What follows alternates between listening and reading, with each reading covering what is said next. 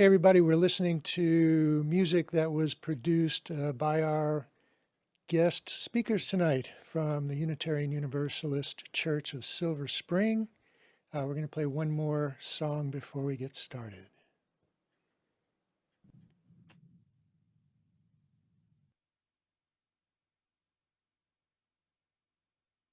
We are going, heaven knows where we are going, but we know we will. We are going, heaven knows where we are going. We know we're there. We will get there. Heaven knows how we will get there, but we know we will. We are going. Heaven knows where we are going. We know we're there. We will get there. Heaven knows how we will get there. We know we will. It will be hard, we know, and the road will be muddy and rough, but we'll get there. Heaven knows how we will get there. We know we will. It will be hard, we know, and the road will be muddy and rough, but we'll get there. Heaven knows how we will get there. We know we will.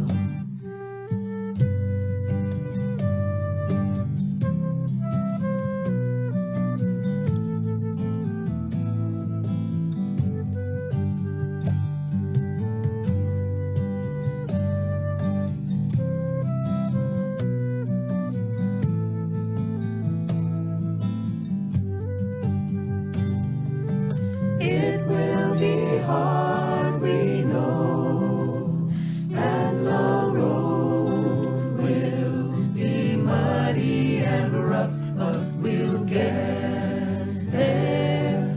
Heaven knows how we will get there, but we know we will.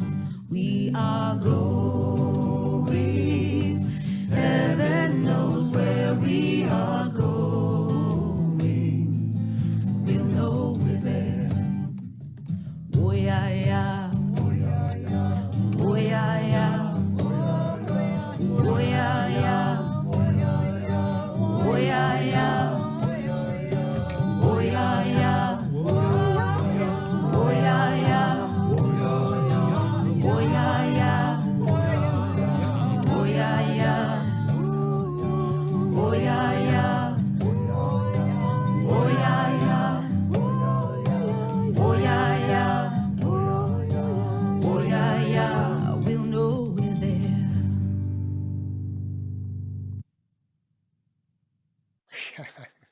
That was a real treat. Thank you so much. We'll hear more about that in just a minute. And hello, welcome to the Hybrid Ministries Tech Forum. This is our second show, and the week has been a real buzz with compliments and suggestions and requests and lots of discussion on and information sharing on the Discord. I'd like to take an opportunity to thank all of our members and our panelists for participating in our little experiment here. So now that we can begin to see the light at the end of the COVID-19 tunnel, we can reflect on the impact that virtual worship has had on our churches, our members, and our visitors. Many of the traditions we held dear when we could be near are but year-old memories at this point. Well, at least for the time being, right? But over the past year, you have done some remarkable things. You've been creating new practices, new traditions, new ways of worshiping, making music, communicating, new ways of communing together over some very long distances. How will these new traditions influence your approach to post-COVID congregational life? Today, we have a three-part show for you. We're going to begin with an interview with two special guests, followed by a Q&A with them. And then we're going to discuss the crucial first two steps that every congregation should take on their journey to hybrid ministry. Determining the desired project result. 2, a needs assessment. And then 3, an open discussion. Well, we're going to take a bio break at the end of the needs assessment segment, and that will be the end of the formal show at 8:30. So we'll take a little bio break, and then we'll all come back, and anybody who wants to stay on, we're going to have everybody able to open your microphones, and we're just going to have a free-form discussion and see how that goes. So a needs assessment, just a little introduction. Before you can budget, before you can determine what equipment to buy, you have to establish the end goal. What is it that you want to be able to do? And how can you even know what's possible to do? So that's what we'll talk about. And before the end of tonight's show, we're going to be making a very special announcement that I know you're not going to want to miss. So hang around. In the coming weeks, we're going to be tackling some of the highest priority topics, such as, well, what are the priorities? Technically speaking, how can you ensure a successful streaming event? Control systems. So this is an example of what we refer to as middleware, something that sits between the hardware and the software and the streaming. So think of audio, cameras, video switching functions such as sources and scenes and such, projection, streaming, lighting, all of these individual systems and the functions within them coming together under one control system, capable of performing multiple steps with the push of a single button. Wouldn't that be cool, right? So think of all the functions you do if you're spotlighting and then you want to go to a gallery view, all the steps that have to happen in between, right? So getting all of that really under control and making it simple. That's the control function. We're going to, of course, tackle sound mixing. So how is mixing for online congregation any different than mixing for the in-person congregation? What makes it different? What does mixing actually mean? And how can you do it better? So we are big advocates of working towards establishing baseline quality standards to elevate your interactive viewing experience for your viewers, and towards standardizing and automating repeatable steps to make your operation, make operating your equipment easier and faster. Now, I know that all sounds like it could be terribly complicated and potentially expensive, but we're going to be breaking it down for you to the point where even small congregations can do good-looking, good-sounding, engaging, interactive webcasts of your services and other events. So that's a lot of ground to cover, and we want to bring everybody along. So if you have more advanced needs right now, we have the ability to engage in conversation and training on our Discord that is beyond the topic that we're covering for today. So take a look at the Discord. We have some really interesting topics there. All of our co-hosts monitor it and can respond, and we can do some very interesting things there. So this whole thing of hybrid ministry, this is brand new territory for many congregations embarking on a journey of online ministry, community, and video production. So I'd like to thank all of our registered guests for allowing us to be a part of your journey. Now, I'm not an expert in all things. None of us can be, nor do I think any of us want to be. So I've brought together a distinguished panel of people who each bring their own broad set of talents and experiences. I want to introduce them to you now, and you can find everybody's bio in the Discord. So today we have with us David O'Connor from the First Unitarian Church of Philadelphia, Pennsylvania, where he's the tech team coordinator, and he's a theater director by training. We have Joanna Lovell, J-Lo to us. She's earned her technology specialist certification from Avixa. She's a virtual content creator, a choir director, a music minister, an audio engineer, She founded the New Jersey Music Ministers Group, and she collaborates with a number of churches up and down the East Coast. Welcome to David and Joanna. We have Mark Plukas from Franklin, Massachusetts.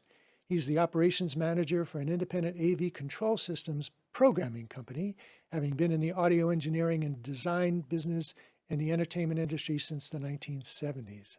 Welcome, Mark. Jay Paul from Ellicott City is the national account manager for a leading manufacturer of innovative network pro audio solutions and a concert sound engineer. He's been the lead audio engineer for SUSE, the Southern Unitarian Universalist Summer Institute, since 2009. That's a great summer camp with lots and lots of music events. Welcome, Jay.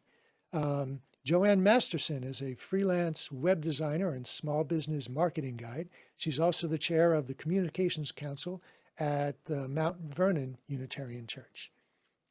Welcome, Joanne. And is Peter here?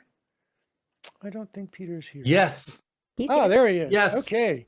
Peter Bowden. He's a congregational growth consultant, a digital ministry coach and trainer, and a television producer. He's an innovator, true innovator with the Unitarian Universalist movement who helped popularize the small group ministry models used in the majority of UU congregations today.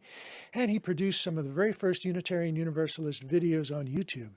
His newest project is the Video Ministry Academy to help bring congregations use video and bring their leadership and ministry online. Welcome.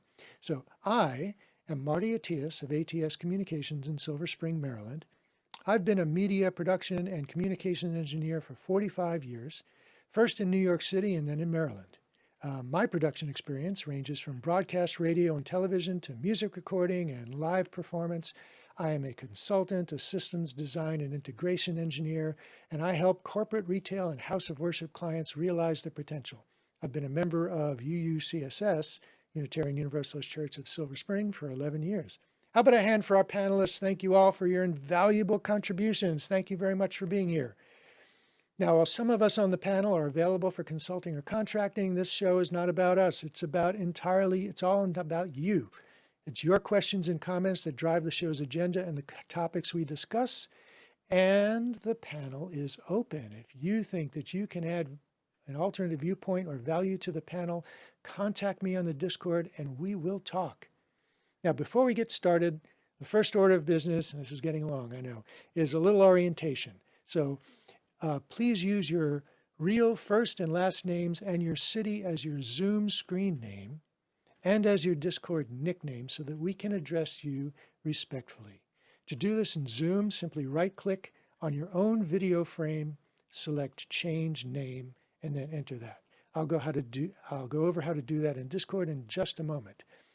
Your attendees' microphones will all be muted throughout the show. With one temporary exception, we will not be using the Zoom chat feature. During the Q&A times, we will be reading your questions that you've written in the Discord in the channel named Questions for the Panel. So if you want your question read, that's where you put it. Now, we want our question moderator to easily find all the questions, so during the show, all non-question comments and chats are welcome in the Discord channel named Zoom Chat Channel. And we do read that. So also in the Discord, you'll find a set of guidelines and rules. Please familiarize yourselves with them. Consider this a professional space.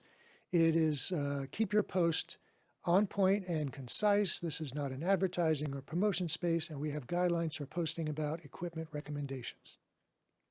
So that one temporary exception for a use of the Zoom chat feature is to direct you and to help you get set up on our Discord. If you need an invitation to the Discord, if you aren't already in, then put your email address in the chat and we will follow up with you after the show. So in addition to chats and questions, our Discord is a companion platform to provide you with space for 24/7 discussion, information sharing that's directly related to our show. For those of you not already familiar with the Discord, let's take a quick look together, a very quick look, I promise. And I'm going to share this screen. Okay, everybody should see this.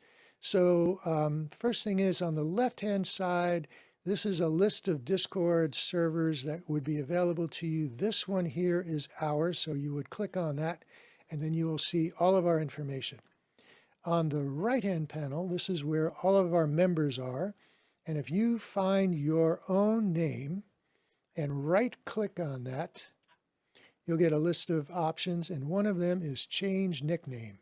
So this is where you enter your first and last name and your city, and this will only apply for those other Discord people who use Discord a lot. This only applies to this server. You can have different nicknames on different servers. So over here on the left on this panel, this is where all of our topic discussions are. You can browse through here and see what all the topics are, and we plan on covering many, if not all of these, at some point during the show. A topic that is highlighted in bright white means there is a new information. There are new entries there since the last time you visited it. Once you click on it and read something, it will go to dark gray. So that's a quick orientation. And let me go back here. All right, so let's get to it, shall we? Today, our special guests are the minister and music director from the Unitarian Universalist Church of Silver Spring, and we have them because they've been doing what I consider extraordinary work with their online virtual services. And I wanted to bring them on to talk about the genesis of that and how that may influence their moving towards hybrid ministry. So we have the Reverend Kristin Glassel Schmidt, who grew up attending the Cedar Lane UU Church in Bethesda since the age of 8 and has been a lover of religion and spirituality ever since. She earned a Bachelor of Arts degree in music from McDonald College in 2004, her Master's of Divinity from Wesley Theological Seminary in 2010. She was ordained in 2011 and has served UU congregations in Texas, Massachusetts, California, before returning home to Maryland last year to serve at UUCSS. Reverend Kristin lives with her husband and 4 children in Olney, Maryland, and she enjoys baking, cooking, hiking, and all things Star Trek. Love it. We have Michael Holmes. He is the music director at UUCSS. Michael is a musicologist, a multi-instrumentalist, singer, composer, arranger, conductor, choral director, and more recently, an audio mixer and video editor. His Washington Cornet and Sackbut Ensemble is an early music group that performs internationally. He is, and he founded that internationally touring group. So welcome. Thank you so much for having us. Yeah, and thank you so much for making the time to be here. I know that both of you are incredibly busy people, and so it really means a lot to us to have you. Our pleasure.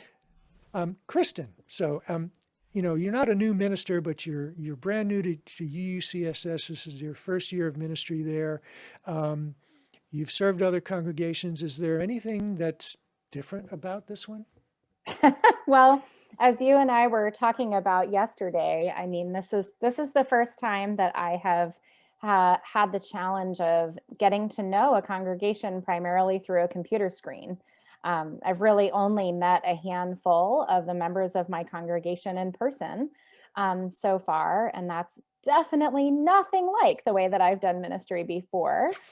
Apart from, I was a minister in residence for about 6 months with the Church of the Larger Fellowship, which some of you may be familiar with. It is an all online congregation in the Unitarian Universalist Association.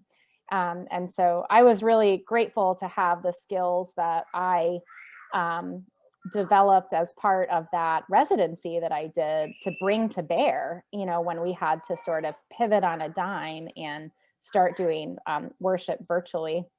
I was with the UU Church of Berkeley at the beginning of the pandemic and had to sort of lead that transition there. But I know Michael can talk a lot more than I can about how that transition happened here at UUCSS, because I came on board in August of 2020. All right. Well, thank you so much. Wow. Okay, great. Michael, why don't you, can you tell us a little bit about the pieces that we saw at the beginning of the show? Well, some people, hello everyone, and thank you, Marty, for putting this on, and the panel, and everyone else. So some people may have got on in the middle of a piece, or the first piece, and or just kind of came on the second one. The first one we played was was it Woyaya, the first one, or was that the second one? That was the second one. First one was, what was the first one? I'm forgetting. it was Emma's Revolution. Emma's Oh Revolution. yes, Emma's Revolution. Yeah, and that's really indicative of how busy we are, because we're just producing videos all the time, and we're forgetting which ones we're putting on. So that was This Love by Emma's Revolution. It may be a Pat Humphries song. Sometimes it's by one or the other, Pat Humphries or Sandy Apato, and our choir together. And I'm a frequent collaborator with Emma's Revolution and an arranger, choral arranger for them. And so that's one of my arrangements I did with them. And then the second one was the artist right in the center was none other than Leah Morris, who's getting a lot of mileage in UU circles right now, as Emma's Revolution did in the early days. And they are really well known, but not necessarily UU.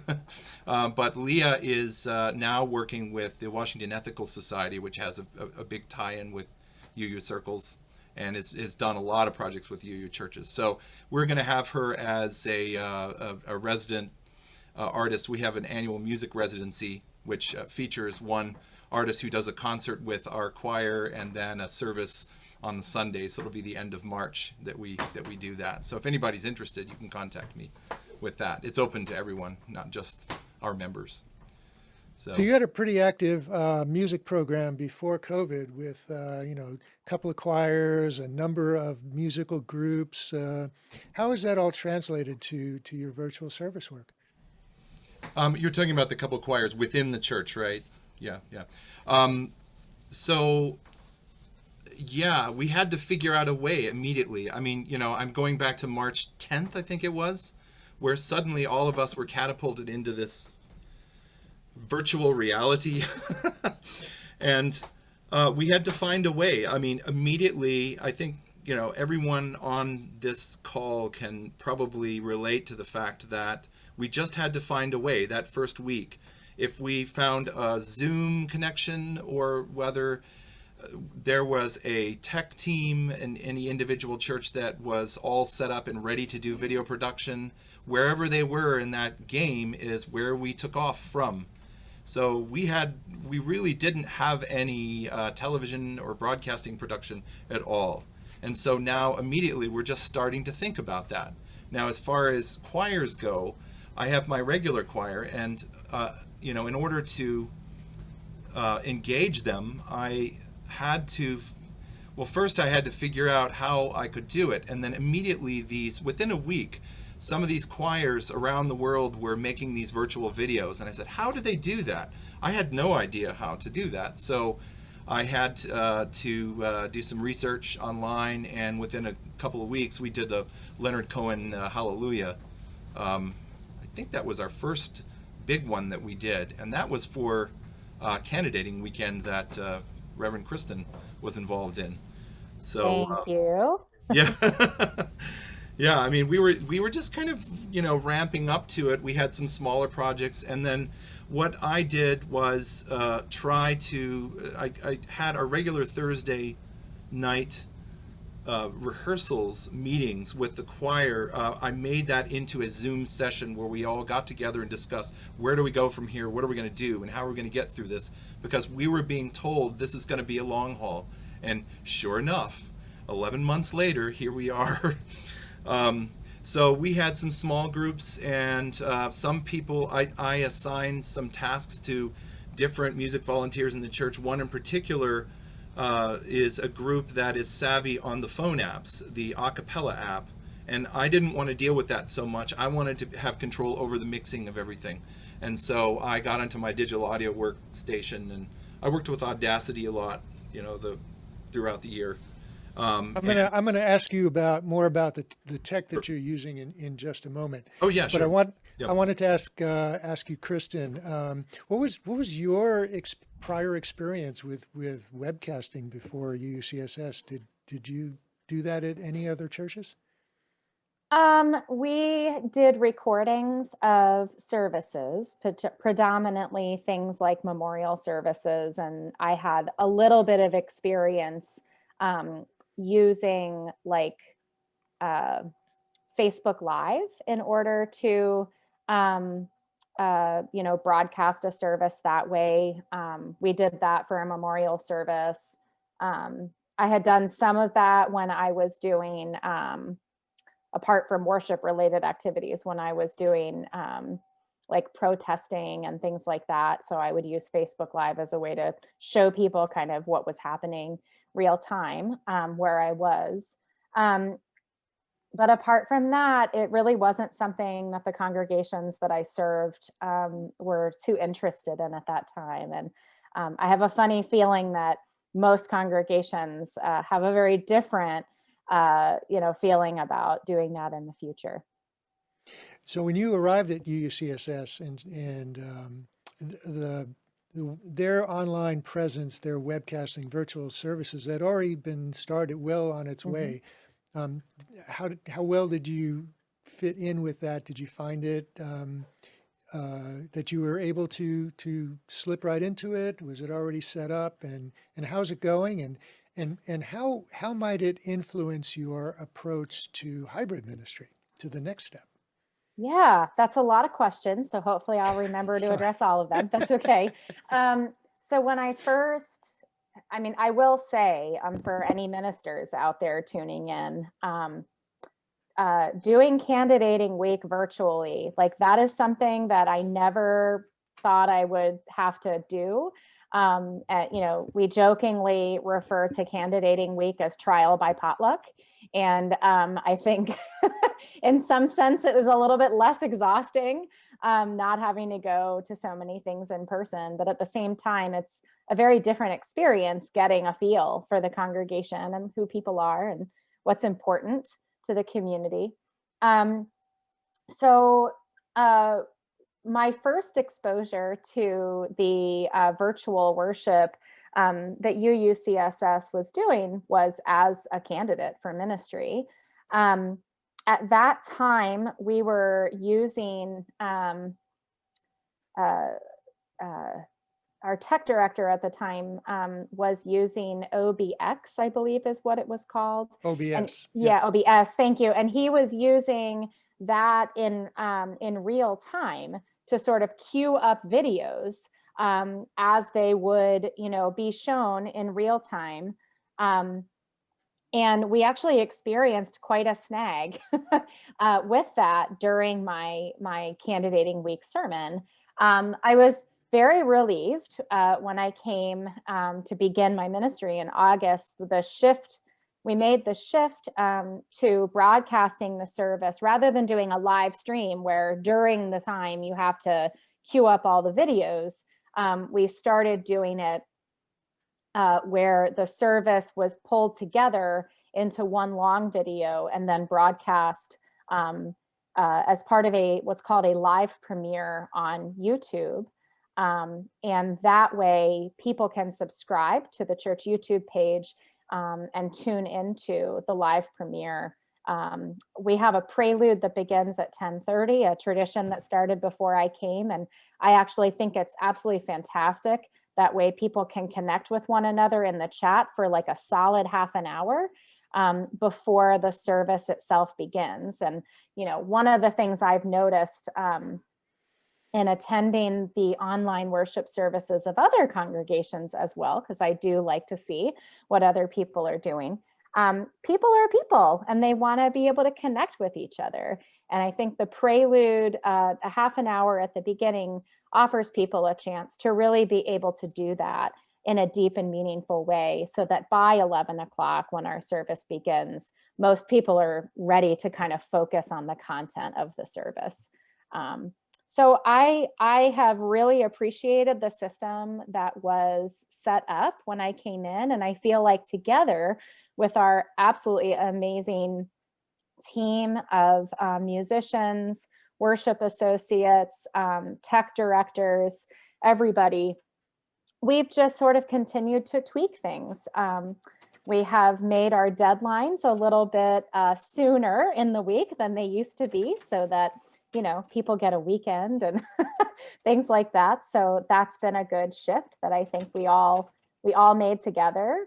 And one of the other things we've done, people really missed the paper order of service, and I think because of the extra like information and sort of orientation to our faith and who we are, that document would provide visitors in particular. And so we started thinking of creative ways that we could work some of those components into the service that we have now. So during the prelude, while all of the songs are playing, there's like a title screen that shows all the songs in the prelude, and we intersperse that with slides that show the seven principles, as well as the 8th proposed principle, through the UU principles. And we also, our congregation has a long history of offering deaf access ministry. And so we have live American Sign Language interpretation in a separate Zoom room every Sunday. And so we have a slide also that pops up that shows people in the deaf community how they can sign into that Zoom room. So I've just been really pleased to work with such an incredibly skilled and capable and enthusiastic team. And I'm really glad to be part of it. That's really special. Yeah, it sounds like you and your team have really made an effort to engage, make your services an engaging experience. The prelude I've found to be wonderfully engaging, because while you have all those information slides up and you're playing this music, you also have a chat window open. And so people are greeting with each other and talking to each other in an open conversation.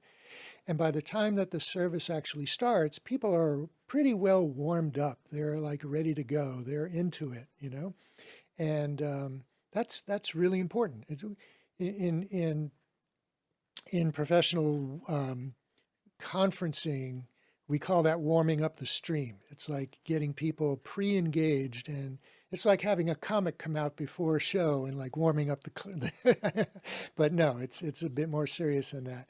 It's the pre-game show, exactly. The pre-game show, yeah. And Michael, where is all this music coming from? You're talking about the prelude. Yeah. Yeah, I'm glad you asked, because I'm sure some people on here are thinking, what, 30 minutes of prelude? Oh my goodness, how in the world do you pull that off? Well, this is an opportunity to go back into our archives from all the way back to even the year I began, which was 2004, which seems like a long time. You have an archive? We have an archive. There's a server that has several terabytes of recordings, and so these are audio recordings. And for the prelude, it's just audio that we hear. We're not trying to push out, crank out a lot of videos, because that we save that for the service. So we've got this recorded music that gives everyone an opportunity to really connect and remember the history of our church from a musical standpoint. Great memories that we had, whether they were youth services, whether they were artist in residence services. One of the ones that figures in really prominently is David Schmidt from Tulsa, and some people may know about him because he directs one of the two big services they have there. It's the largest, still I think the largest UU church in the movement there. And so we had the joy of having him for 7 years work with us, and we had all these recordings of the gospel stuff that we did that, the guy just works magic. So to relive that is such an incredible thing.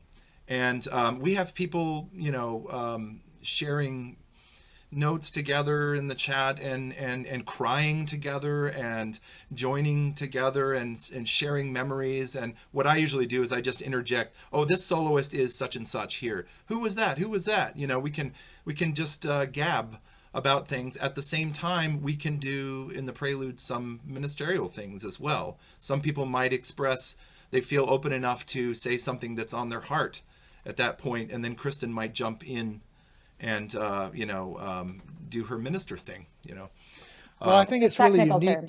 Yeah. Yeah, the minister thing, right? Yeah. I think it's really unique and special and unusual that you have an archive of music at all. So you just record all the music at every service, and is that how you create? How did you create the archive? Well, you've been involved in that, as you know, partly. And we have our AV team, so everything is recorded.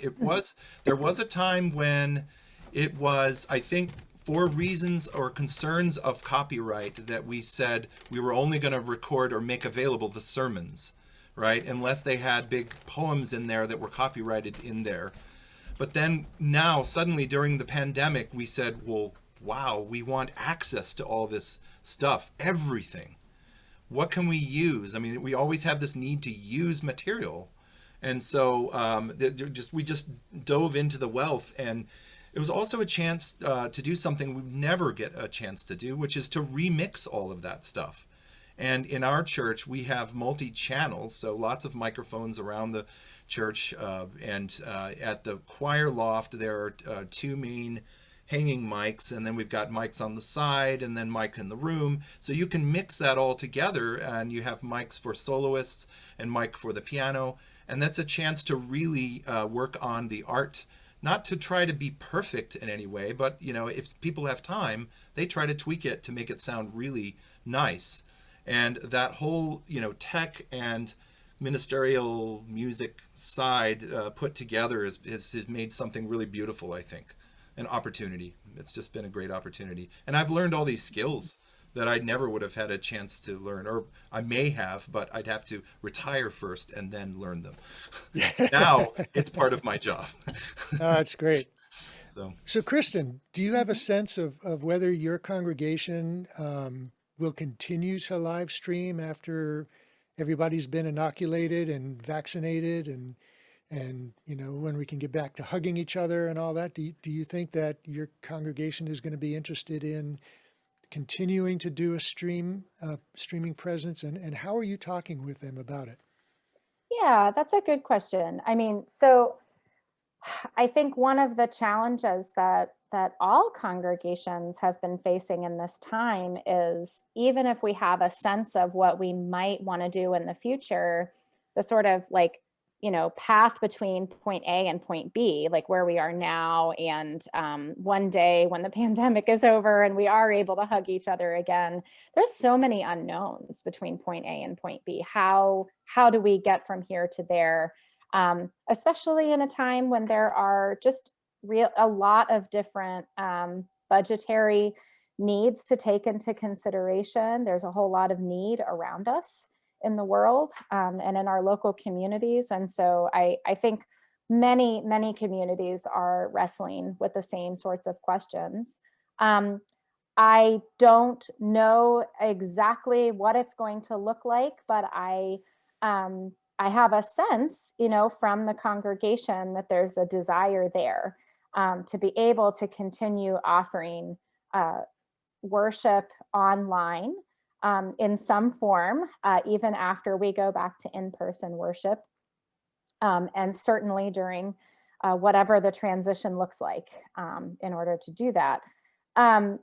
So I am not the tech team for the congregation. I am the minister and one person in a large community, and we try to make decisions together and in ways that invite lots of people to be able to lend their creative skills and energy, to what we do. So I can't really say exactly what it's going to look like because we haven't gotten there yet.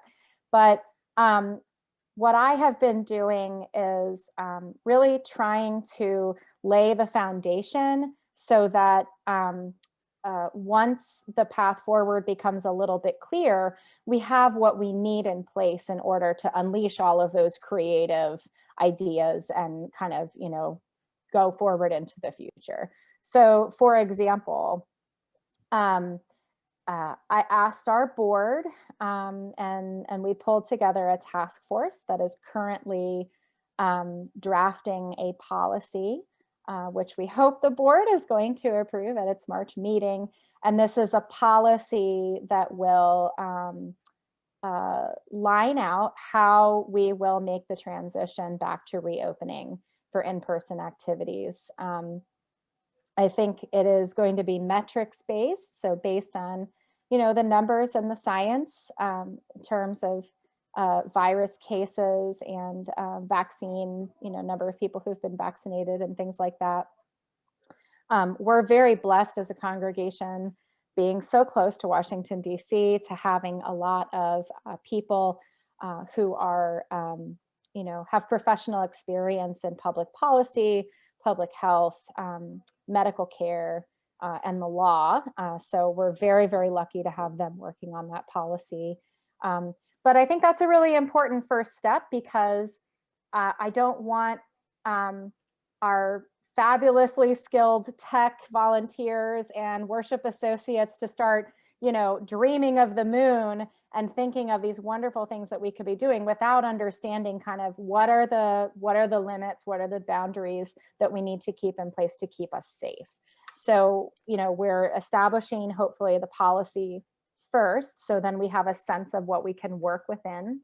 Our board also just approved the addition of a very, very part-time tech support position, which will provide support to our current virtual worship efforts. But the vision for that position is that position will then help us to make the transition and also be able to buttress our in-person hybrid worship efforts when we move to that point. Because of course, broadcasting worship is not an energy and a focus neutral effort. It isn't something that we can just necessarily add on to existing staff and volunteer roles, because it is, it's a growth experience for what we're doing together as a religious community. And so I'm really grateful, to have leadership in my congregation that is willing to make an investment in making virtual worship as it is now sustainable, and then also an investment that will help us have the flexibility that we'll need to carry out whatever hybrid worship and broadcasting worship comes to look like at UUCSS.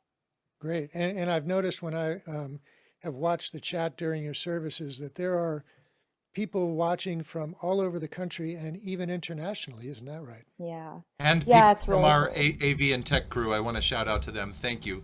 Yeah. So I see them. I don't want them to go unnoticed. But, yeah, great. Yeah, so I have a bunch more questions, but there are questions coming from our attendees. So let's get to some of those. J-Lo, Awesome. you want to Sure. take it away? We have two questions specifically from Michael. One is from Mike Pillman. I don't know where Mike Pillman is from, but he wants to know what the 30,000-foot overview of is for creating choir videos. Oh, meaning how to do it, I guess. Just yes, like a kind of a high-fly overview, if you can try to sum it up, which is quite difficult.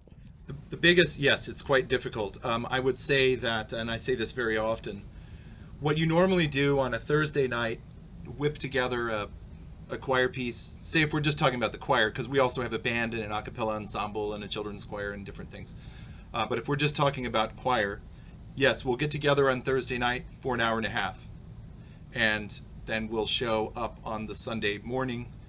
We'll run through the stuff and then we'll do it, right? We would have maybe been working on that stuff before, a couple of weeks before. Multiply that amount of time times about 20 or more. And then just the specifics are basically you're asking everyone in the choir who wants to be involved in virtual music making to send in a video track of them singing while listening to the guide track that you create. So it could be a click track, it could be a guide of me, my voice singing with our pianist, something rhythmic there to keep them on in sync together. And then we cross our fingers, when everything gets together, I get all the tracks, I extract the audios from all the videos, then I put it onto an audio workstation, then I sync it. I spend a few hours doing that. And then if there are any final consonants or T's or P's or anything that happen too late, I just clip them off. Bye-bye. You've got the power. I've got the power, because I told the choir once, I said, I have if only I had this power in person. If my conducting was a control panel, that I could do this, we would sound perfect. So Michael, are you doing all the production, or how many people do you have helping you with video and audio editing? Yeah, from the very beginning, I asked for some help, but it was mostly for the other apps. I did want apps other than what I'm using to mix and master with the choir. I wanted some control over that. It's a sort of quality control thing, and maybe a little bit of control freakiness in me. But I'm sorry, your question was what were you asking? How many people do you have helping you with? Helping, okay, yeah. So we have now some video editors.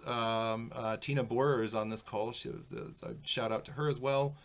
And I have, and also I think there are one of our small groups, they're doing a lot of working more into doing video syncing rather than just working on the acapella app. That's just this phone app, right? You can do it, and you can divide the screen into a certain number of singers, as a template or whatever.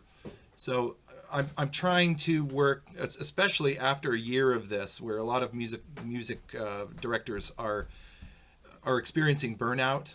It's very important in this new year to start to really give that workload to some willing volunteers, not to load on to them to burn them out, but for the people who are really hungry to help.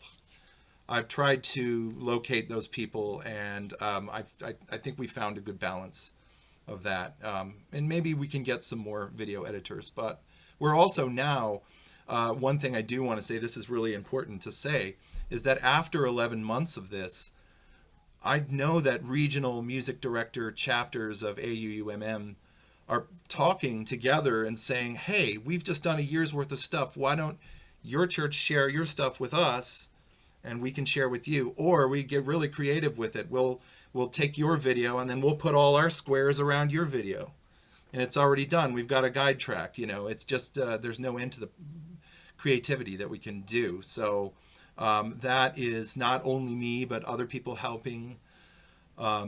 It's my goal to, we're really recycling a lot of stuff right now, which is giving me a break. And my boss right here wants me to take some music is all about collaboration, so I'm not surprised Absolutely. that people are collaborating with each other 100%. in those groups. I have a quick follow-up. I just want to say that we're running long, but I want to get through some of the questions. So let's. So my quick question: pick it up. What is your video editing software of choice, Michael?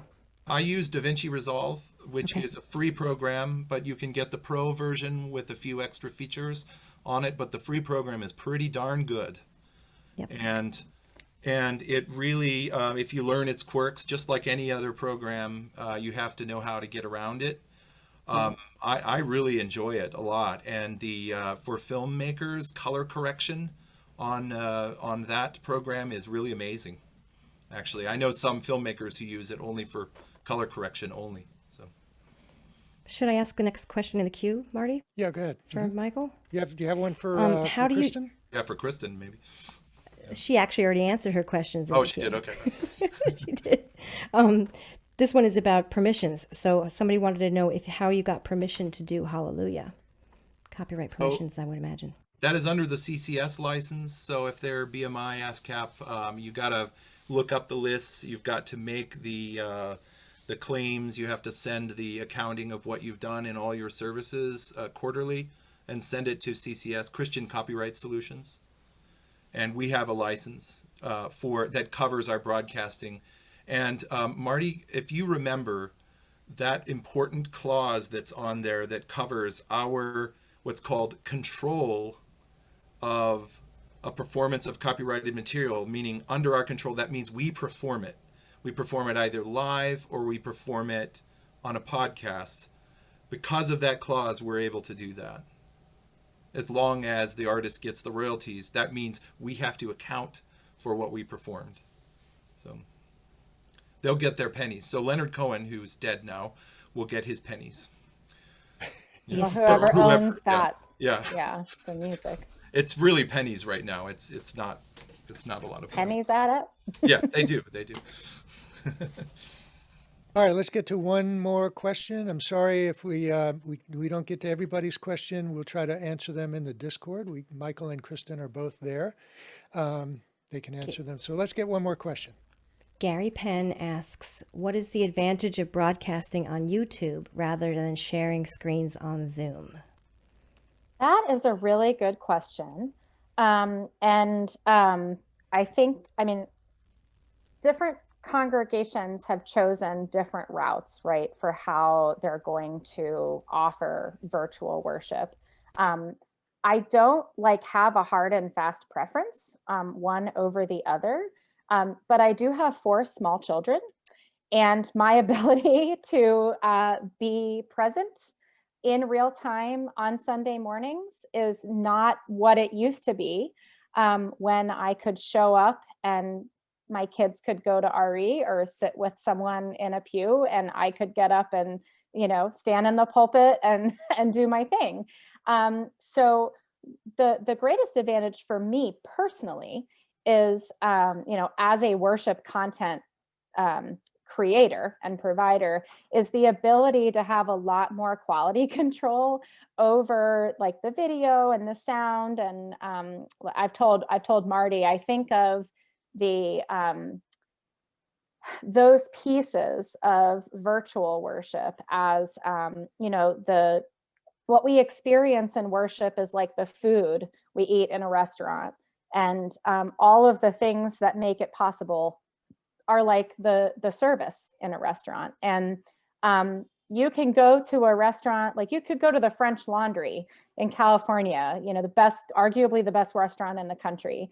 And if the service is poor, it can reduce how much you enjoy the experience, how much you get out of that experience. And the opposite is also true. I've been to some holes in the wall, that are not exactly the kind of place you would think of as fine dining, but the food is excellent. And even though the service is casual, it's done well and with a smile. And so I think no matter what our congregation is, we can try to do whatever model we're using to do virtual worship. We can use intention and try to do it as well as possible. And so, I think that I think also the YouTube experience allows people, in a sense, it removes a step, right? Because we're able to create the long worship video, post it on YouTube, do a live broadcast of that experience, and then it is automatically archived on the YouTube church page.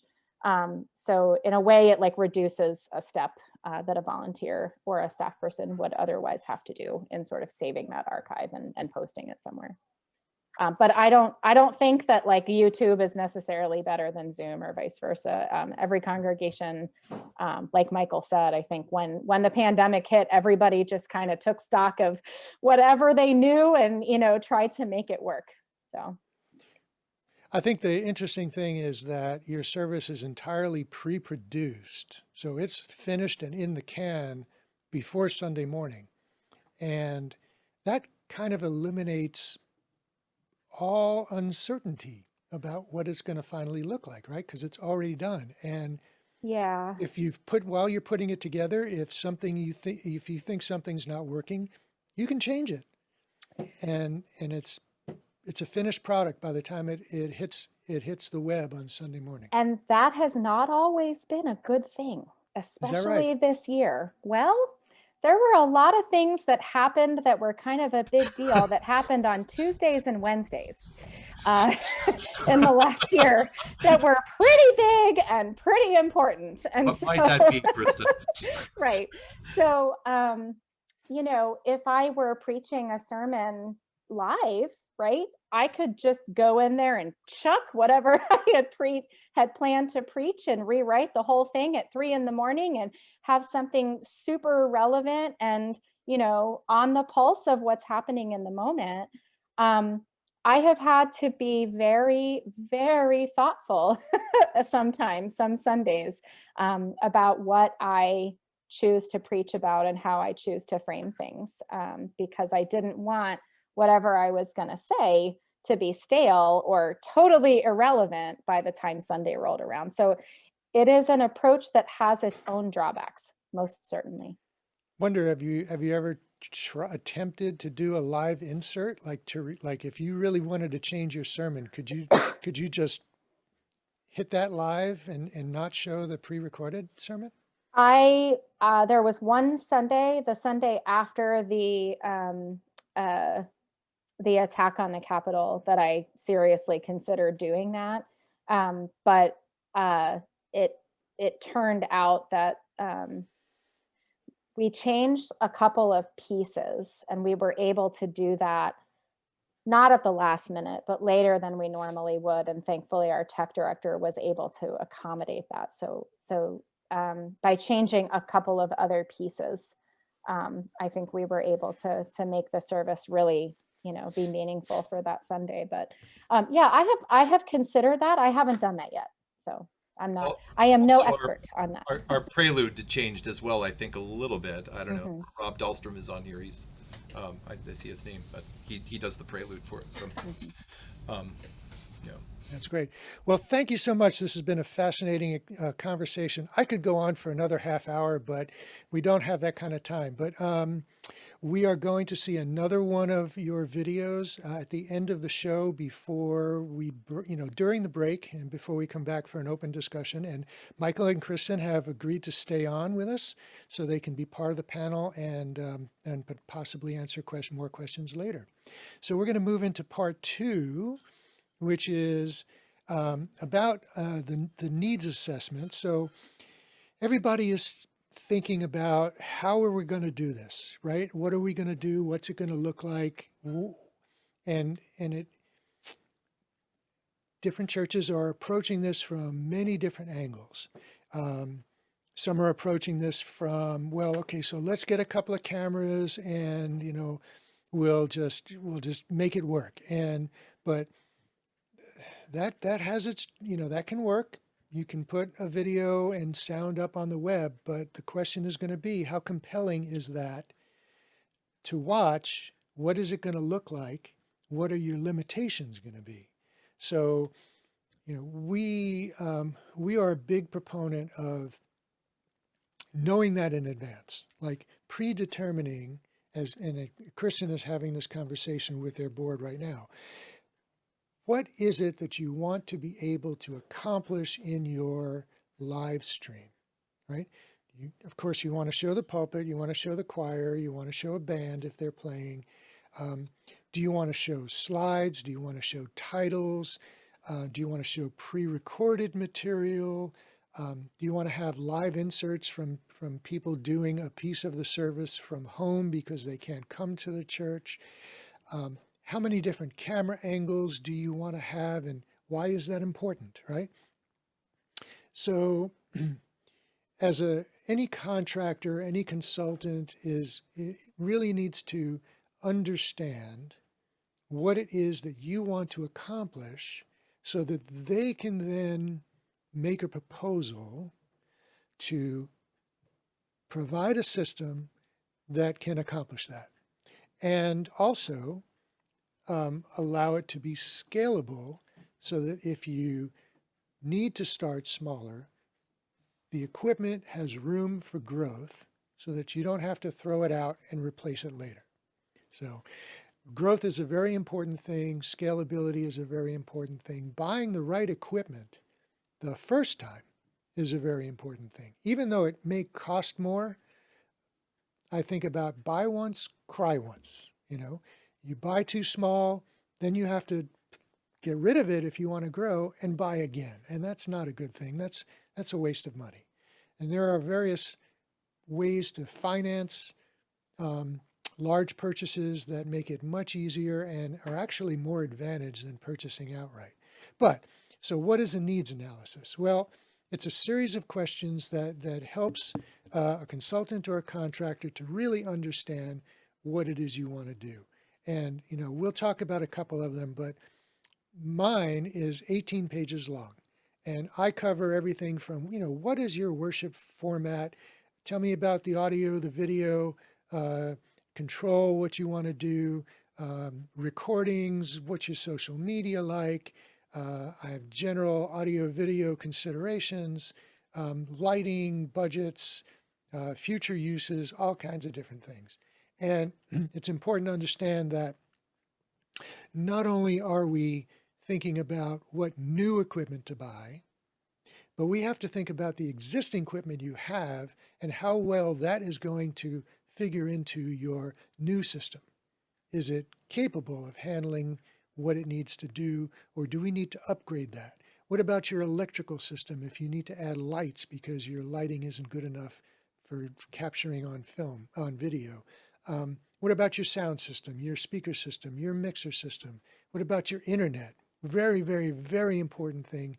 Your local area network, your wireless network, your Wi-Fi, and your internet service. All really important things. In fact, there's a priorities list, like first most important thing, next most important thing. That's on the Discord. We'll talk about that. But we have a number of people here on the panel who can talk about their own experiences with needs assessments and needs analysis. So let's open up the conversation to the panelists. Mark, are you raising your hand? Yeah, kind of. I was preparing to actually raise my hand. Needs assessments don't start right at the equipment.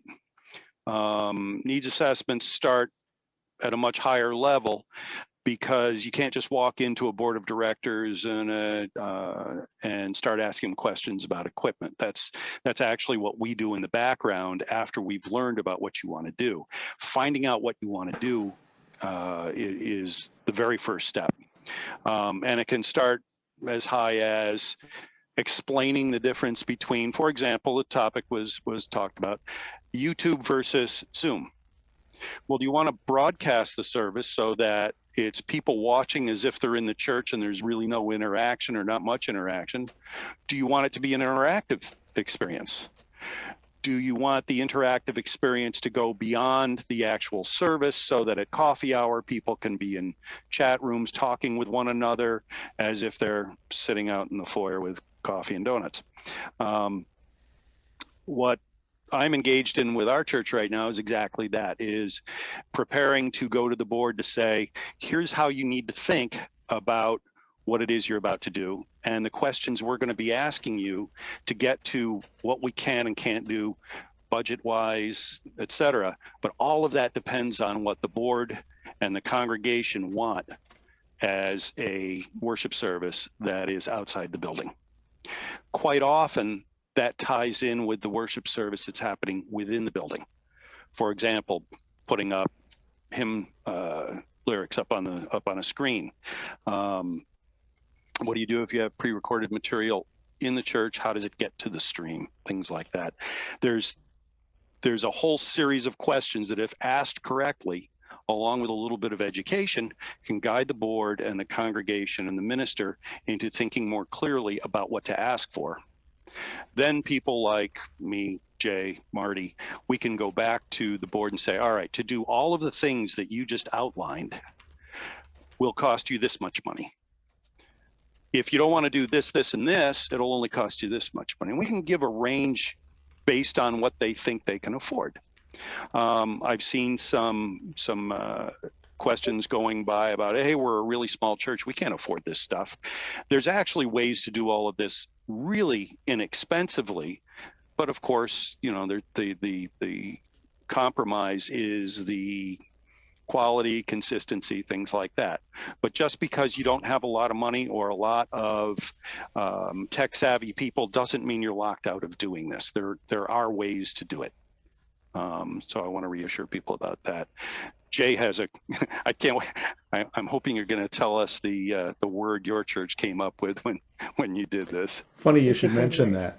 So I'm going to go back before COVID, and I'm going to go back, I don't know, quite a few years. I want to say to 2011, when I was on the building design committee for my congregation. And I don't know who in my congregation coined the word, but it was desirements, right? So it was a hybrid of the things that we're required to have. And so when you're building any kind of a space, we've got to meet building and electrical and fire, life safety codes, et cetera, et cetera. You know, we have some idea of how many people we want to accommodate in the physical space. So square footage, there's a requirement. If we have X number of people, we need X number of square feet. But then there are the things that maybe you want to have, but you don't know if you're going to be able to put them in your budget. Those things may become, you know, maybe classified as desires. So I think a couple of things to think about when first faced with a question, what do you want to do? And you probably have some baseline idea of, you know, the things that you want to do that are going to be part of a hybrid service.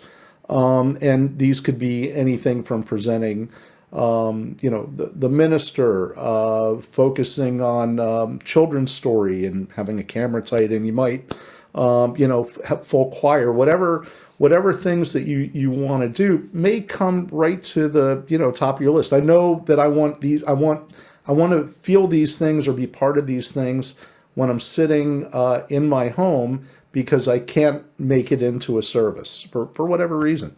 Maybe you're you know, 1,000 miles away.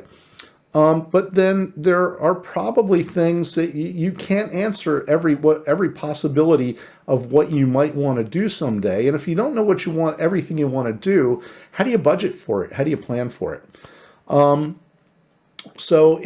I think part of the effort of any congregation in planning for a hybrid service is the due diligence part of this is for you to research and explore and visit other congregations, find out what people do that they like, find out what people do that they don't like. Often, you know, somebody may go down a road, spend some money to do something maybe they thought it was really important, and then it turns out they didn't really need it, or somebody didn't like it. Maybe it was technically difficult to execute. And I think, you know, that part of it on the congregational side, yeah, you can come to an expert, and experts can present you with a range of things. I think it's really helpful to take that information, see if you can experience it, find out, you know, what works for other people as well. Then you can come back with a more refined list, and then sit down and figure out what it's going to cost to do it. One of the things I would just, you know, and Marty touched on this when he said lighting. If you're adding lighting, you're going to need power. Light requires power. It's you may need electrical service to be upgraded. He mentioned the internet capabilities. You're going to want a high-speed pipe. If you're streaming from either an appliance or a computer, you don't want to do that over Wi-Fi. You really want to do that over a wired internet connection that'll give you the highest possible bandwidth. So there are a number of things that you can and should do.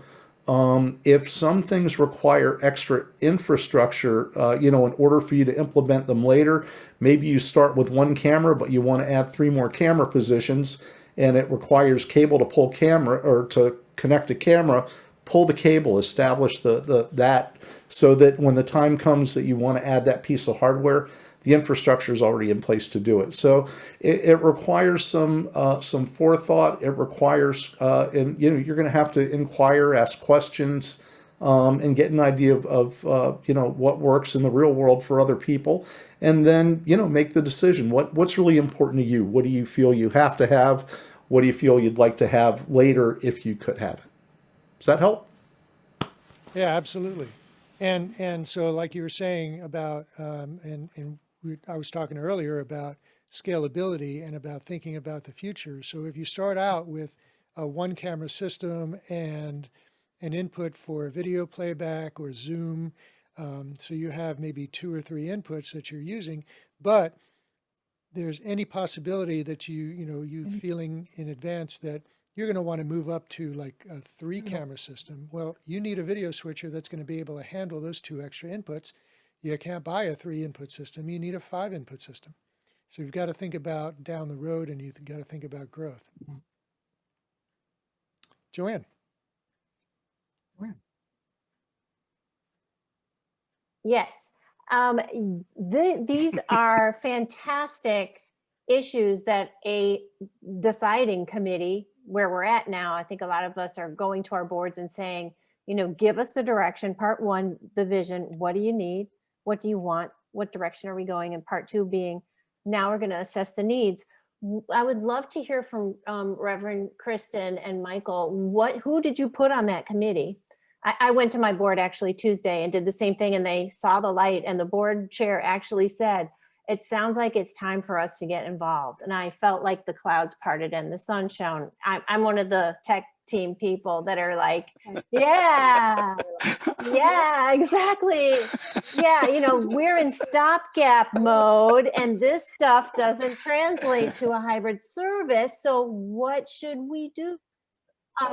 So it was lovely. And so I'd love to hear from our distinguished panelists, guests tonight. You said that your church had voted, the congregation voted to appoint the task force.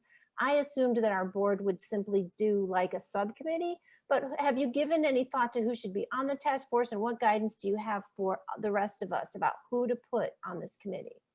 So just to clarify, our board pulled together a task force to develop a policy that is going to clearly spell out the conditions under which we feel it is safe for us to return to in-person activities of different kinds.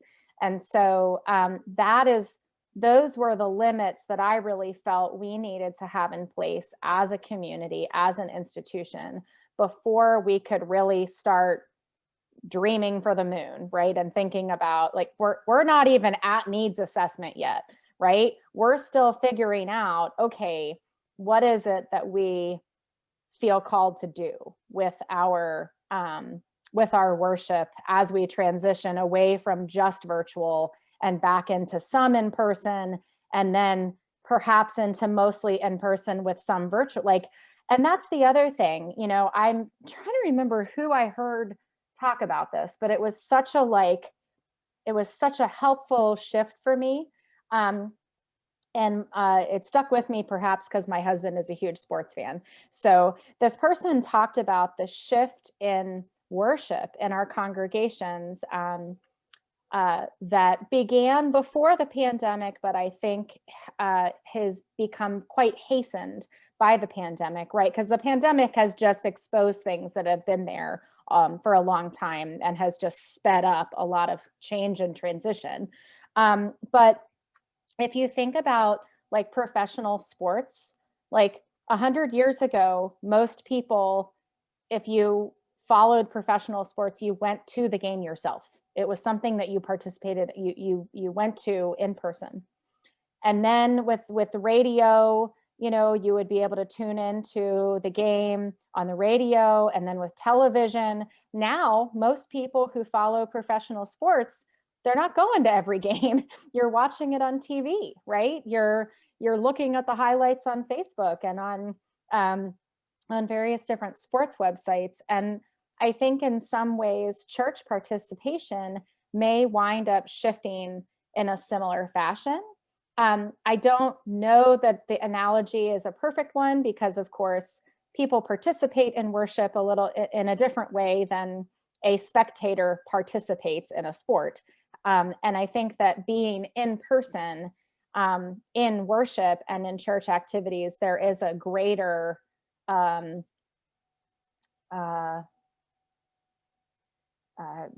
it is a better experience even than going in person, right, to see a sports game. But I think the analogy is a good one and a good way to think about it. And that now that people have had the luxury of going to church with their coffee and, you know, their cat in their lap, wearing their, you know, pajamas and their slippers, for some people, it's going to be a hard sell to get them to come back every single Sunday in person. And I don't necessarily know that that has to be a negative thing. You know, I think the audience that we can reach in a virtual way is just so, it's incredible. Like, to think about all of the things that we could do, the ways that we could serve people. I mean, it's been interesting. I remember months ago when I was still serving in California, someone asked me about, you know, well, how do you think we're serving people who aren't able to participate in the service because they're not tech savvy? And I said, well, we've always had a huge percentage of membership that we haven't been serving by our worship because they couldn't come in person. And now the people that we're it's a different group of people, but like, this is a challenge that every religious community has faced since time immemorial, right? And it's, but now the group that we're challenged to serve better may be a little bit different than it was. So anyway, I'm sorry, I'll stop talking now. No, that's fine. That's fine. Yeah, that's really interesting. So I'm curious. I'm interested to hear you talk about that, because something was been on my mind about how different congregations are approaching this issue, and I can imagine two different ways. Maybe there's more. Two different ways of looking at it. You know, one would be reactive, like, okay, we've got to do something, and we don't have a lot of money, so what's the least expensive thing that we can do, right? But then, if you think about the fact that, you know, the church experience as we knew it, we have reinvented and reimagined church. That transformation, we have transformed, that's already happened. That's in the books. It's done. It's already happened. So if we think about this question in a proactive way and look at the opportunities to continue to embrace what we have in the present and imagine what we can do to shape the future, what will church look like? What can we really do? Let's imagine, let's dream. What can we do for church? Like, we know that we have people who are attending more regularly because they can do it from home. And we have people who, I mean, some churches are reporting more attendance online than, on a consistent basis, than they had coming to church on a Sunday. Plus, former members who have moved away are tuning in on a regular basis. And friends of members from across the country are tuning in on a regular basis from all over the world. And this is a new opportunity to serve a new community, a new congregation. To include those in your existing congregation. So these are opportunities that you can look at to serve, to expand your service. And isn't that what we're all about, right? Isn't that what church is all about? So yeah, think about it. Well, and also, like, not just sort of dreaming big. It's interesting. Like, I think about how many my denomination, Unitarian Universalism, how many UU congregations there are in the DC area. And there's a lot. And like, there's a whole lot of overlap in what all of our churches have to offer. You know, we are not the only game in town, you know, like some UU congregations are in really small, you know, college towns in the Bible Belt and that kind of thing. And so, you know, in this context, and in the context of virtual ministry, when there are lots and lots and lots of religious communities that people now have access to, the question is, I think, what are we uniquely equipped to offer? that perhaps other communities are not, right? So what is the unique combination of gifts and skills and passions and all of those things that we bring to bear as a community? And how can we help people out there know, what it is that we have to offer? And so our deaf access ministry is one thing that I think UUCSS, I want to see us making ourselves known to the deaf community nationally. Like there's no reason why, because there are a lot of deaf people who live in areas where they just may not, be anywhere near a Unitarian Universalist congregation, but that's the religious community that they're looking for. And now we have this incredible opportunity to be able to serve them. So that's just an example from our congregation, but I think every single congregation has its own thing or set of things that it is uniquely equipped to do, and ways it's uniquely equipped to serve. I'd like to bring Peter Bowden into the conversation. I'm sure he has something to add to this. Marty, I also have seen that Mark has had his hand up for a while, so I didn't know if he had a follow-up question or something. Okay, we'll go to Peter, then Mark. Yes. Okay. Can you hear me now? Yes. I think that I love that example of the deaf ministry, and the fact that now with our being able to be online the way we are, that the constraints of local open up, so like not being the constraint, like local doesn't necessarily matter. And so to really think about like what are the specific gifts that the congregations and members have, and how can we support each other? I think of the extent to which previously we've really had to replicate all the like similar kinds of programs and offerings in all of our congregations if we wanted to have, say, this kind of a group, this kind of a ministry. And so I feel like the floodgates are just totally open in terms of collaboration across congregations and just ministries evolving that may not have been able to exist previously because there wasn't enough demand locally. But when you bring it all online, or some ministries online, that all of a sudden there's life, energy, and this viable opportunity for new things to emerge. So I'm excited to see what kind of things happen like that moving forward. Star Trek small group ministry. I'm just saying it could be a thing. What? Say that again. What small group? Star Trek small group ministry. I'm just saying. Yes. I'm just saying. Totally. Right. So like, I mean, if you think about different kinds of groups exploring topics, whereas one congregation previously might have had all right, we're looking at this general theme, and then here's another different theme.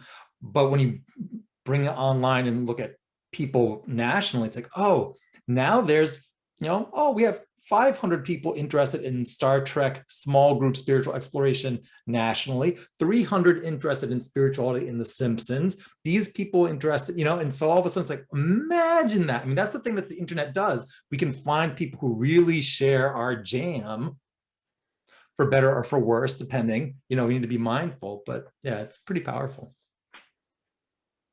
Very cool. Very cool. Mark? Two things: tailgating on the collaborative ministry sort of thing. The group, the company that I work for, connected Presbyterian churches across the North Slope of Alaska, so that they could attend one another's services. They could share ministers. They could share the ceremonies of singing someone out when they die, things like that.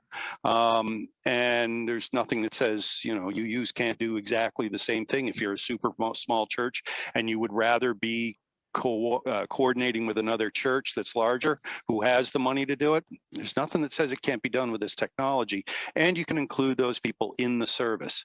The second thing was, I tend to keep going back to solutions. A lot of people are here for solutions, not just the brainstorming and the thinking.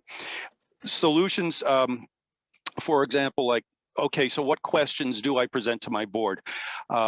We're going to be trying to collect these very needs assessments, like Marty's assessment, the one that my church is working up to present to the board, and we'll share them, we'll collect them and share them on the Discord so that you can potentially use those needs assessments for your own purposes.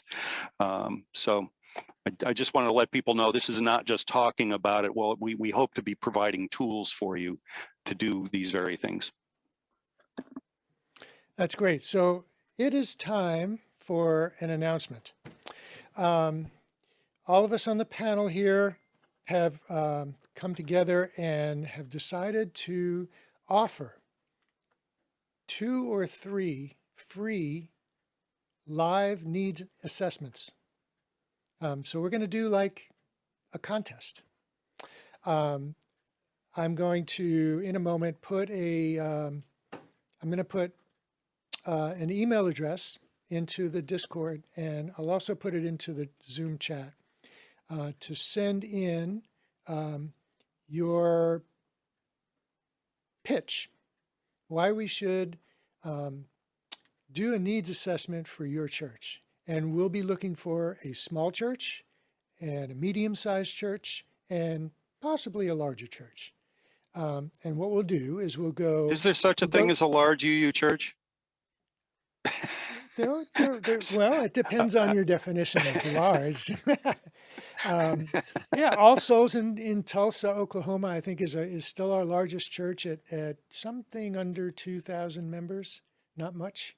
And All Souls in DC is about an $1,800 member church, if I remember correctly. So, you know, I think those are larger than most UU churches. And I want to say at this point that our forum here has a lot of UU people here, but this forum is not exclusively for UUs. We are open to all denominations. Everybody is welcome. Please join in the conversation and spread the word. So what I want you to do is tell us about your church, tell us about where you are, tell us about where you want to go, include photographs and dimensions of your sanctuary, show us the equipment you have. Tell us about yourselves, and we're going to select one of each size church, and we're going to do a needs analysis for you, and we're going to review it here online so that everybody can experience it. So be aware of that. We're going to do it here online on our show. So yeah, I'll put those email addresses in. I'll put it in during the break, and we'll go from there. So we're almost at the 8:30 mark. What's the deadline? What's the deadline for submitting your congregation? If people are doing homework to gather materials. That's a good question. And I'm going to do 2 weeks. So 2 weeks from today, I hope to announce the churches that we've selected, but we will contact you first. We don't want any surprises. And we'll do that. So let's get to a couple of quick questions, Joanne. J-Lo, are there any questions that we can answer? Yes, of course there's questions. There's lots of questions.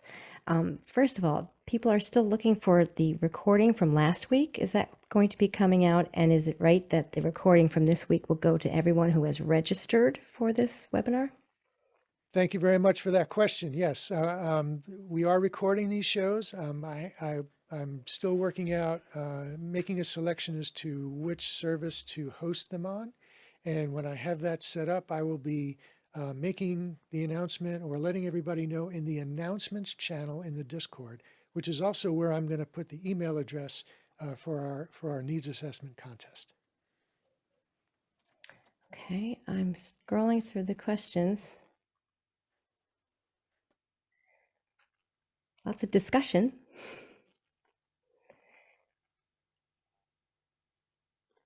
Or if anybody else on the panel wants to say something, talk about your own, what goes into your own needs assessments, maybe?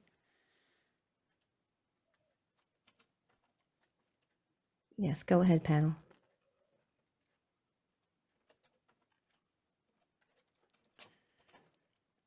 I wanted to hop on, and I'm trying to find myself here, but I wanted to hop on and oops, I erased everybody else. I wanted to hop on and add just the perspective of, I think a lot of the times as you're describing this assessment, it sounds like one monolithic project and this like huge, like one big planning process, which creates one big acquisition list, which creates one big installment, which creates like this thing that solves it. And I'm constantly looking for agility, right? I'm constantly looking for like the ability to like make small incremental quick changes that we try things out and continue to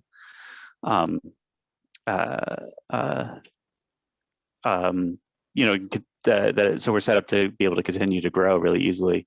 And so I'm thinking a lot about the culture shift that comes with that, and like thinking more than anything that it's about finding a way to talk with our congregation where there's a wide diversity of ability about thinking about technology and virtual services, and just sort of building a culture of like technological experimentation, basically, so that we can kind of constantly talk together and innovate together and try things together, and rather than do one big project, it's like building a culture of constantly just trying new things. And yeah, so I've been thinking about that and just wanted to add that kind of perspective, because it feels like we're often talking about like a kind of a monolithic thing, and that can be really slow and long, and then when you're done, already obsolete.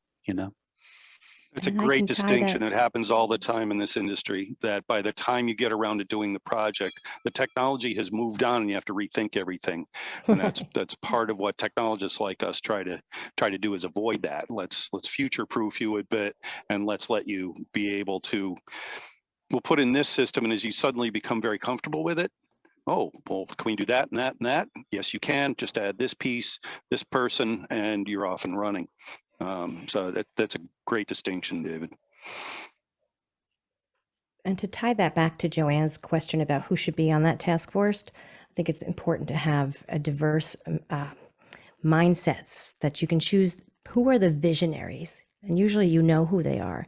Let the visionaries in on that process, and let the techies in, and let anybody with any building experience in. But definitely the visionaries, the ones that can think, oh, wouldn't it be cool to do? And that might bring it to the next place.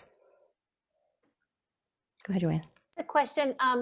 The time that you're investing now at your church in Silver Spring to make these choir mashups, when you get back into having to rehearse people live, that time doesn't stick around. You have to reallocate that time. What do you see happening to that beautiful work and that ability to do that work?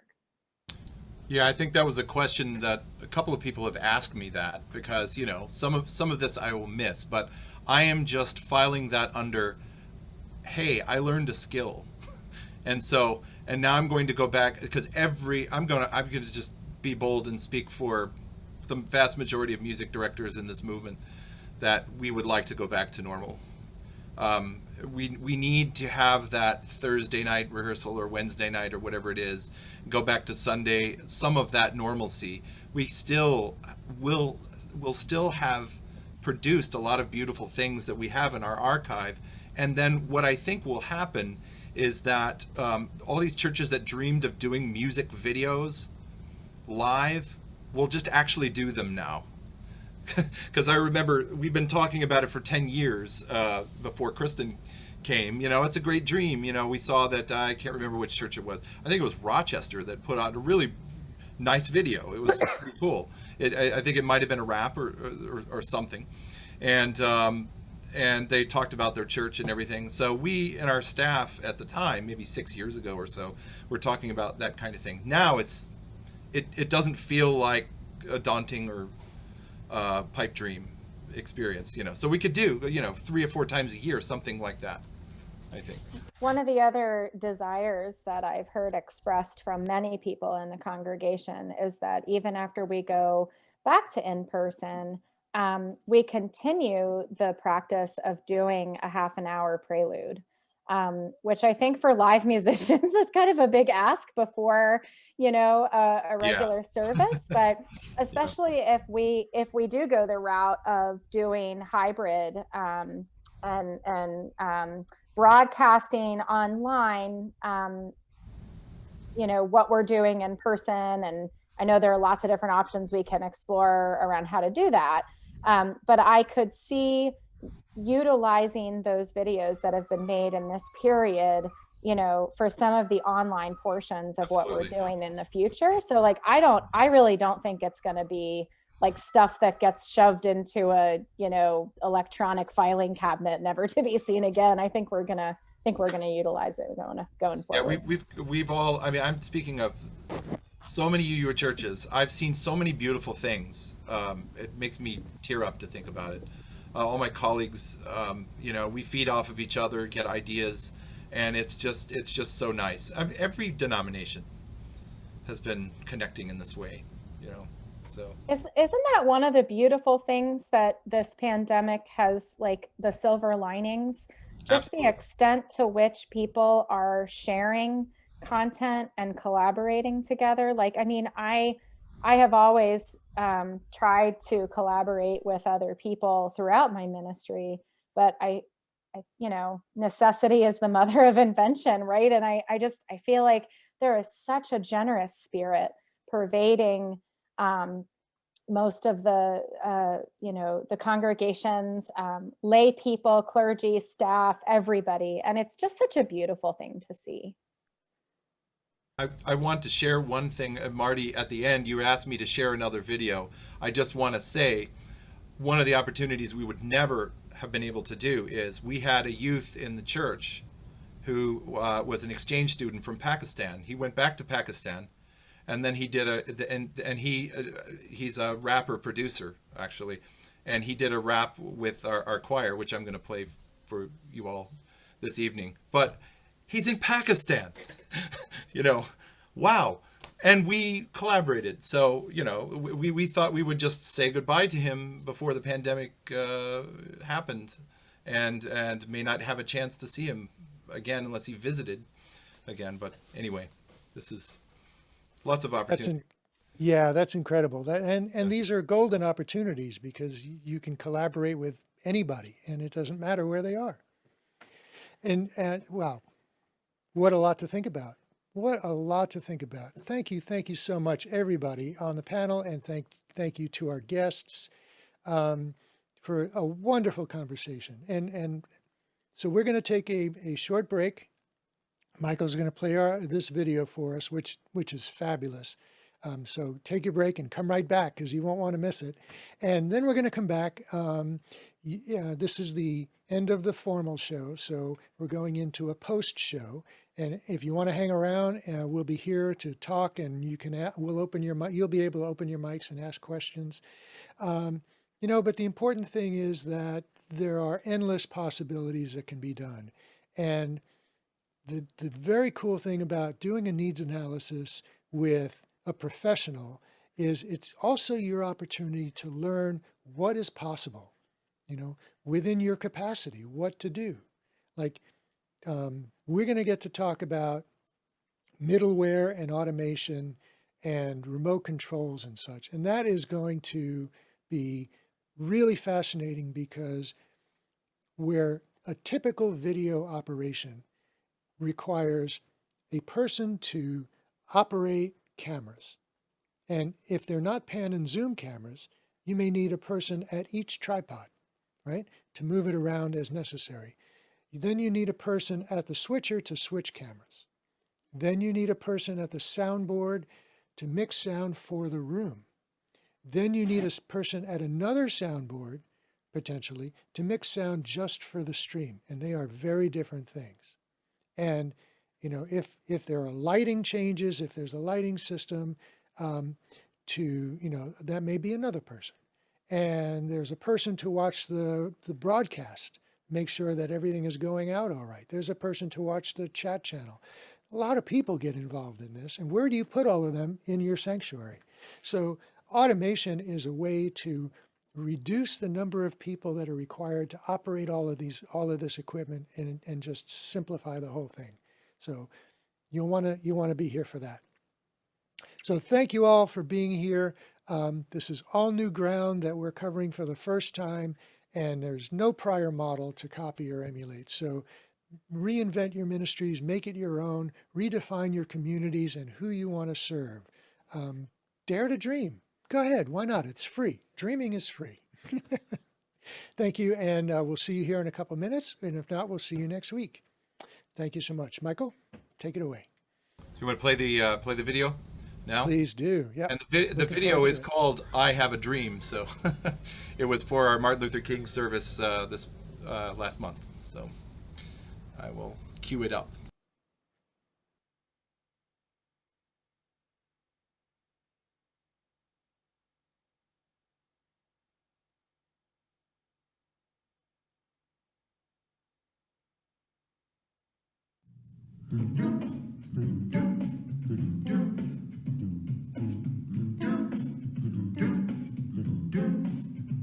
I have a dream. I got a dream that one day we're gonna work it out. We're gonna work it out. We're gonna work it out. I have a dream. I got a dream that one day we're gonna work it out. We're gonna work it out. We're gonna work it out. I have a dream. I have a dream that one day I'll look deep within myself. I'm gonna find a way.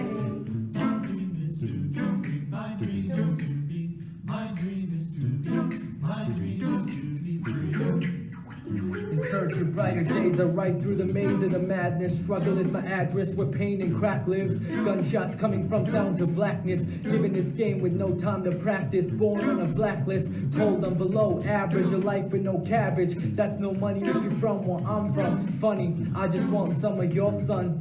Dark clouds seem to follow me. Alcohol that my pops all bottle me. No apology, I walk with a boulder on my shoulder. It's a cold war, I'm a colder soldier. Hold the same fight that made Martin Luther the king. I ain't using it for the right thing. In between lean and the fiends, hustling the schemes. I put together pieces of a dream. I still have one. I got a dream that one day we're gonna work it out. We're gonna work it out.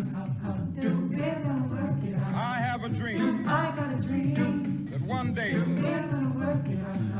We're gonna work it out. We're gonna work it out. I have a dream. I have a dream that one day I'm a little deep within myself. I gotta find a way. My dream is to be, my dream is to be, my dream is to be, my dream is to be free. The world see me looking in the mirror, images of me getting much clearer. Dear self, I wrote a letter just to better my soul. If I don't express it, then forever I hold inside. I'm from a side where we out of control. Rap music in the hood, play the fatherly role. My story like yours, yo, it gotta be told. Trying to make it from a gangster to a godly role. Red scrolls and soul slaves and Jewish people in cold cage. Hate has no color or age. Flip the page, now my race became freedom. Writing dreams in the dark, they far, but I can see them. I believe in heaven more than hell. Blessings more than jail. In the ghetto, let love prevail. With a story to tell, my eyes see the glory and well. The world waiting for me to yell. I have a dream. I got a dream. That one day. We're gonna work it out. That one day. We're gonna work it out. We're gonna work it out. I have a dream. I got a dream. That one day. We're gonna work it out. One day. We're gonna work it out. One day. We're gonna work it out. I have a dream. I have a dream. That one day. That one day. I'm a little deep within myself. The one day. Find a way. The one day. My dream is I have a dream. my dream is to be. I have a dream. Mountainside. Let freedom ring, and if America is to be a great nation, this must become true. And so let freedom ring from the prodigious hilltops of New Hampshire. Let freedom ring from the mighty mountains of New York. Let freedom ring from the heightening Alleghenies of Pennsylvania. Let freedom ring from the snow-capped Rockies of Colorado. Let freedom ring from the curvaceous slopes of California. But not only that, let freedom ring from Stone Mountain of Georgia. Let freedom ring from Lookout Mountain of Tennessee. Let freedom ring from every hill and molehill of Mississippi, from every mountainside. Let freedom ring, and when this happens, when we allow freedom ring, when we let it ring from every village and every hamlet, from every state and every city, we will be able to speed up that day when all of God's children, black men and white men, Jews and Gentiles, Protestants and Catholics, will be able to join hands and sing in the words of the old Negro spiritual, free at last, free at last. Thank God Almighty, we are free at last.